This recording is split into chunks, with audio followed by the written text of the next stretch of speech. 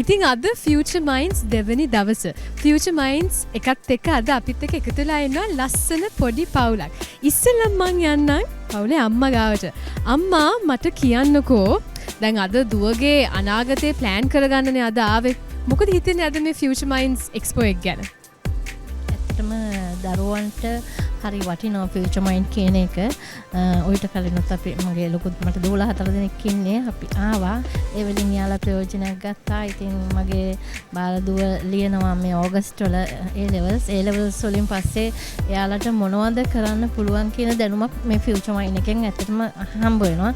එයාලා වටහා ගන්නවා. ඉතින් අපි ඒවට මේ කරණීමක් පිණිස තමයි මේ එයාලව එක්කන් ආවේ මේ ෆියුචර් මයින්ඩ් එකට.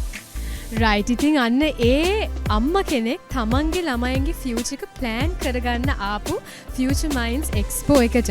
ඕගොල්ලෝ මට කියන්නකෝ බලන්න ඕගොල්ලෝ මොකක්ද ඕගොල්ලන්ගේ අනාගතයේදී වෙන්න බලාපොරොත්තු වෙන්නේ? A levels හොඳට කරගෙන ඉවර වෙලා ඉගෙන ගන්න ගමන් හොඳ ජොබ් එකක් කරලා ඔයාලා හැමෝම හොඳට බලා ගන්න. තාම එහෙම අනාගතේ මං කවුද වෙන්න කැමති කියලා ප්ලෑන් එකක් නැද්ද?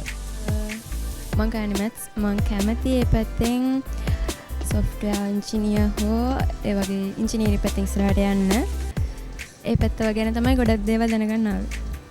රයිට්. ඉතින් මැත්ස් පැත්තෙන් ඉස්සරහට යන්න ආසෙක් කෙනෙක් ඔයාට අද Future Minds එකෙන් ඔයාට law පැත්තෙන්ද medicine පැත්තෙන්ද psychology whatever stream that you choose අද Future Minds අපි ඕගලන්ට ලබා දෙනවා. එහෙනම් ඕගලන්ගේ සියලු අනාගත වැඩ කටයුතු වලට Future Minds අපෙන් ඕගලන්ට සුබ පැතුම්.